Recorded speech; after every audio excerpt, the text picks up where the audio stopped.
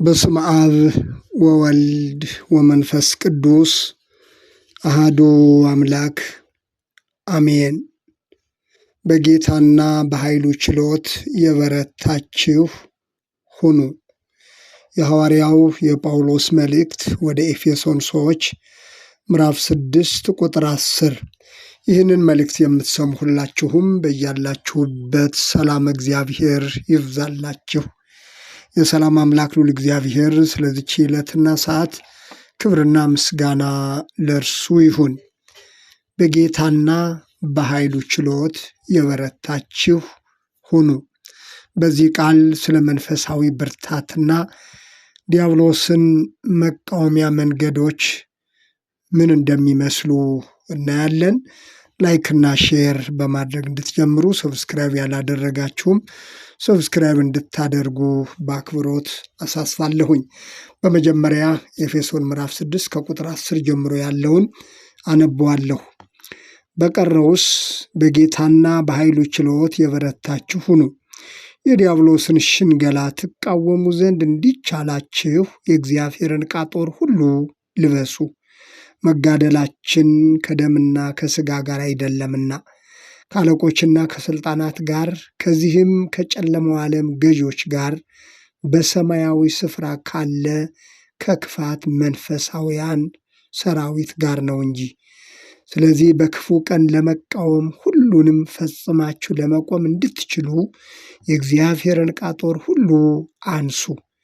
እንግዲህ ወገባችሁን በእውነት ታጥቃችሁ የጽድቅንም ጥሩር ለብሳችሁ በሰላም ወንጌል በመዘጋጀት እግሮቻችሁ ተጫምተው ቁሙ። በሁሉም ላይ ጨምራችሁ የሚንበለበሉትን የክፉን ፍላጻዎች ሁሉ ልታጠፉ የምትችሉበትን የእምነትን ጋሻ አንሱ። የመዳንንም ራስ ቁር የመንፈስንም ሰይፍ ያዙ፣ እርሱም የእግዚአብሔር ቃል ነው። በጸሎትና በልመናም ሁሉ ዘወትር በመንፈስ ጸልዩ። በዚህም ሐሳብ ስለ ቅዱሳን ሁሉ እየለመናችሁ በመጽናት ሁሉ ትጉ ይላል። ስለ ቃሉ አምላካችን እግዚአብሔር የተመሰገነ ይሁን። ሲነበብ እንደሰማነው መንፈሳዊ ብርታት የሚገኘውና የዲያብሎስን ክፉ ሐሳብ መቃወም የሚቻለው በሐዋርያው ጳውሎስ መልእክት የተገለጸው እንደሆነ ሰምተናል። በቀረውስ በጌታና በኃይሉ ችሎት የበረታችሁ ሁኑ ይላል። በስፖርቱ ዓለም የሚያበረታታ ዕፅ ወስደዋል እየተባለ ሲነገር እንሰማለን። አንድ ሰው ብርታትና መነቃቃት ይሆነኛል ብሎ የሚጠቀምበት የተለያየ ነገር ሊኖር ይችላል። የአንድ ክርስቲያን ኃይልና ብርታት ግን ጌታ መሆኑን በቃሉ ተገልጿል። ኃይልን በሚሰጠኝ በክርስቶስ ሁሉን እችላለሁ ሲል ሐዋርያው ጳውሎስ መናገሩ ይታወቃል። በጌታና በኃይሉ ችሎት የበረታችሁ ሁኑ ሲል ለአንድ አማኝ በእግዚአብሔር ላይ ካለው ብርታትና ኃይል ውጭ ሌላ አማራጭ እንደሌለው ነው። ለአንድ ክርስቲያን ከእግዚአብሔር የሚበልጥ ኃይልና ብርታት ሊኖረው አይችልም። ብዙ ሰው ጉልበቱን፣ ሀብቱን፣ ስልጣኑን ብርታትና ኃይል አድርጎ ያስብ ይሆናል። እውነተኛ ኃይልና ብርታት ያለው ግን ከእግዚአብሔር ዘንድ ነው። እውነተኛ ኃይልና ብርታት ራሱ እግዚአብሔር ነው። እግዚአብሔር ኃይሌና ጋሻዬ ነው፣ በእርሱ እታመናለሁ። ይህንንም ተረዳሁ፣ ሥጋዬም ደስ ይለዋል፣ ፈቅጄም አመሰግናለሁ ሲል ልበ አምላክ ዳዊት በመዝሙር 27 ቁጥር 7 ላይ የገለጸውን እናገኛለን። እግዚአብሔር ኃይሌና ጋሻዬ ነው፣ ልቤ በእርሱ ታመነ፣ እኔም ተረዳሁ፣ ሥጋዬም ደስ ይለዋል፣ ፈቅጄም አመሰግናለሁ አለ። ስለዚህ ኃይልና ብርታት እግዚአብሔር መሆኑን ማመን ለአንድ ክርስቲያን ትልቁ የእምነት ምስጢር ነው። እግዚአብሔር ኃይላቸው፣ እግዚአብሔር ጋሻቸው እንደሆነ ነቢያት ሁሉ የተናገሩት ቃል ነው። ነቢዩ ኤርምያስ ኃይሌ አምባዬ ይለዋል። ነቢዩ ዕንባቆም እግዚአብሔር ኃይሌ ነው ብለዋል። ስለዚህ የእግዚአብሔር ኃይል ለሚያምኑት ሁሉ እንደሆነ የሚታወቅ ነው። ዛሬም ኃይላችን ብርታታችን እግዚአብሔር መሆኑን ሁላችንም ልንገነዘቡ የሚገባ ትልቁ የእምነታችን ምስጢር ነው። ሌላው የዲያብሎስን ሽንገላ ትቃወሙ ዘንድ እንዲቻላችሁ የእግዚአብሔርን ዕቃ ጦር ሁሉ ልበሱ ብለዋል ሐዋርያው። የዲያብሎስን ሽንገላ ትቃወሙ ዘንድ እንዲቻላችሁ የእግዚአብሔርን ዕቃ ጦር ሁሉ ልበሱ ብለዋል። የእግዚአብሔር ዕቃ ጦር ምንድን ነው የሚለውን ሲነበብ ሰምተናል። የዲያብሎስን ክፋትና ስውር አሰራር ሁሉ እንዴት መቃወምና እንዴት ይህንን የዲያብሎስ አሰራር ይህንን ውጊያ ድል መንሳት እንደሚቻል የተገለጸውን ቅድም ሳነበው ሰምታችኋል። ውጊያው ደግሞ ከስጋና ከደም ጋር ሳይሆን ዋናው ጠላታችን ከሆነው ከዲያብሎስ ስውር አሰራር ከጨለማው ዓለም ገዢዎች ጋር በሰማያዊ ስፍራ ካለ ከክፋት መንፈሳውያን ሰራዊት ጋር እንደሆነ ተጽፏል። ውጊያውም ከጨለማው ዓለም ገዢዎችና በሰማያዊ ስፍራ ካለ ከክፋት መንፈሳውያን ሰራዊት ጋር ነው ይላል ሐዋርያው ጳውሎስ። ይህንን የዲያብሎስ ስውር አሰራር ድል ለመንሳት መንፈሳዊ ትጥቅ አስፈልጓል። ትጥቅ የሌለው ወታደር ጠላትን ማሸነፍ እንደማይቻል ሁሉ ትጥቅ የሌለው ወታደር ጠላትን ማሸነፍ እንደማይችል ሁሉ መንፈሳዊ ትጥቅ የሌለው ክርስቲያንም የዲያብሎስን ስውር አሰራርና ተንኮል ማሸነፍ አይችልም። ድል መንሻ መንገዶችንም ተዘርዝረው ሰምተናል። አንደኛው እውነት ነው። እውነት ወገባችሁን በእውነት ታጥቃችሁ አለ።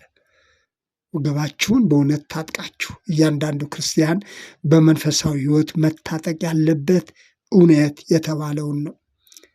ሁለተኛ የጽድቅን ጥሩር ለብሳችሁ ብለዋል። የጽድቅን ጥሩር ለብሳችሁ። ሶስተኛ በሰላም ወንጌል ተዘጋጅታችሁ አለ። እውነት፣ የጽድቅ ጥሩር፣ ሶስተኛ ደግሞ በሰላም ወንጌል ተዘጋጅታችሁ። አራተኛ የክፉን ፍላጻዎች ሁሉ ልታጠፉ የምትችሉበትን የእምነትን ጋሻ አንሱ። የእምነት ጋሻ ተብሏል። አምስተኛ የመዳን ራስ ቁር። ስድስተኛ የመንፈስ ሰይፍ። የመንፈስን ሰይፍ ያዙ፣ እርሱም የእግዚአብሔር ቃል ነው ይላል። የመንፈስን ሰይፍ ያዙ፣ እርሱም የእግዚአብሔር ቃል ነው።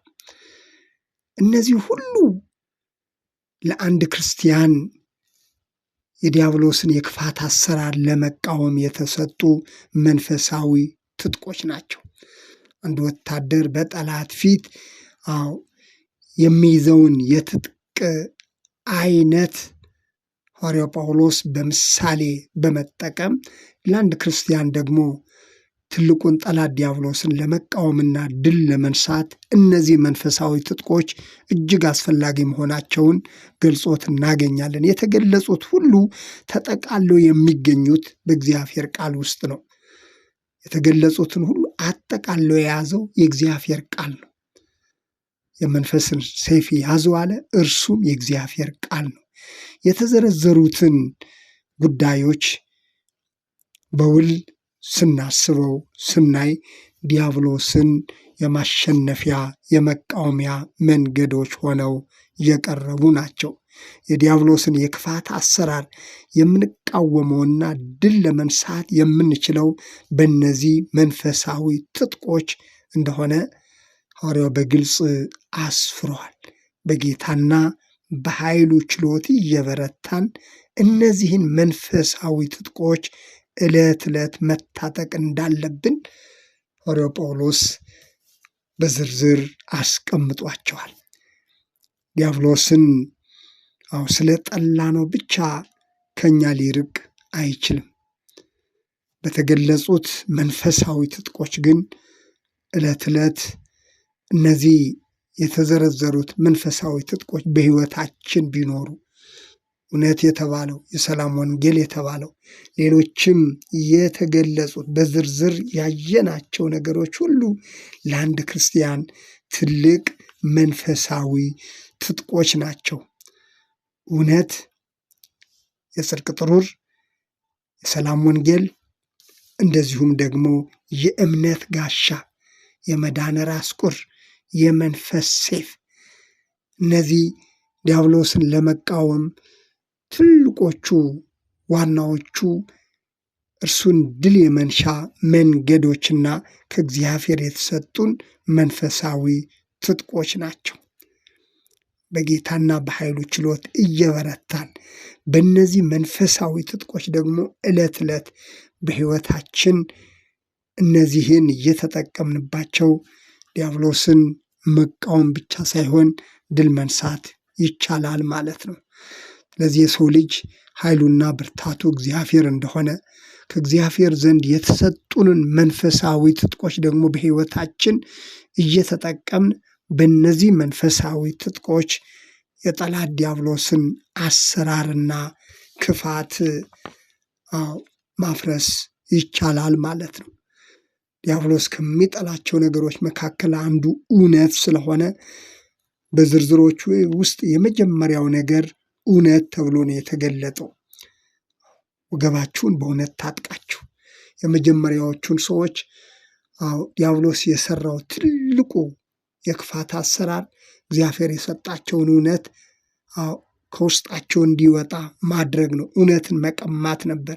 በራሱ የሐሰት አካሄድ የእርሱን ሐሰት እንዲቀበሉና በመንፈስም በስጋም እንዲጎዱ እግዚአብሔር እንዲያጡ አድርጓቸዋል። ስለዚህ ዛሬም የእውነትን ትጥቅ፣ የጽድቅን ጥሩር፣ አጠቃላይ የተዘረዘሩትን መንፈሳዊ ትጥቆች ይዘን ጠላት ዲያብሎስን ድል ማድረግ እንችላለን። አምላካችን እግዚአብሔር ስለ ቃሉ የተመሰገነ ይሁን።